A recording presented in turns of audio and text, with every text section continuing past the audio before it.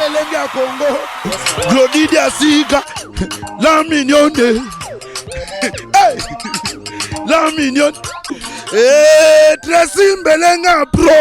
Mazolela, Tracy Belenga, Mazolela, Tracy Belenga Pro.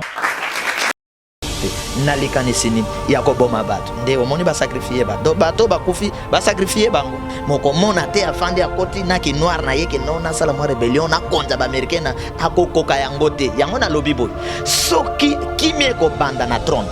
kimie ko banda na bakonzi soki bakonzi balingi kimia basala makambo nzamba lingi pe constitution lobi pe conseil biso bazoba to pesa bango mais soki bakonzi balobi ba mema biso na force biso to ko appliquer force pour to libérer Congo. C'est simple, parce que na kosi force le colonne force potence alatika Hollande azuka ba armée na bango ba bondeli peuple congolais croire makambo na yebsa yo croire na makambo na yebso bino bozomo na manduki na Congo ko bomba ba congolais ko sala bonde ba obang sabato ba tia ba soda ba sala bo nous avons besoin de la paix pour tout le monde tous on a besoin qu'on vivre biso nyos bato bayaki awa biso no to montango fidèle à côté ba miso bazalaki ngampe monene mais lelo bakomba plus riche po banyoko la biso nous ne sommes pas d'accord nga d'ailleurs nga no lo bapona makam na bango ko liate mais na lo en tant que mosala la nzambe oya yeko libérer bato peuple congolais va se retrouver alors je dis que par le calme nous voulons le calme par la force nous allons appliquer la force garçon wana mokolo boutique atekaka asia sosola ke mboko eza na insécurité azwa pe mbeli na ye akitisa mais mbeli na ye eza pour attaquer bato te ya défense akitisa senkulu na bayeboy bakota boya bimisa mbeli abeti yango le mobile ya tembaya bakulu na bakima c'est-à-dire que les autorités ya Congo ba politiciens ya Congo bazate plus fort que biso citoyen congolais a comme lokola mbisi wazolanda mai c'est-à-dire quoi kimia ya mboka na minute oyo si même na maboko président de la république na maboko gouvernement na maboko armée donc soki na minute balobi kimie kota ta lelo ekoti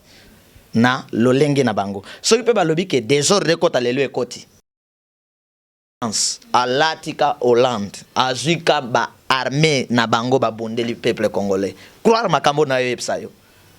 croire na makambo na webso bino bozomo na manduki na Congo ko bomba ba congolais ko sala bonde ba obang sabato ba tia ba soda ba sala boy nous avons besoin de la paix pour tout le monde tous on a besoin qu'on vivre biso nyos bato ba yaki awa biso no to montango fidèle à côté ba miso bazalaki ngampe monene mais lelo bakomba plus riche po banyoko la biso nous ne sommes pas d'accord nga d'ailleurs nga no lo bapona makam na bango ko liate mais na lo en tant que mosala la nzambe oya yeko libérer bato peuple congolais va se retrouver alors je dis que par le calme nous voulons le calme par la force nous allons moko mona te afandi akoti na ki noir na yeke nona sala mo rebellion na konza ba américaine akokoka yango te yango na lobi boy soki kimie ko banda na trône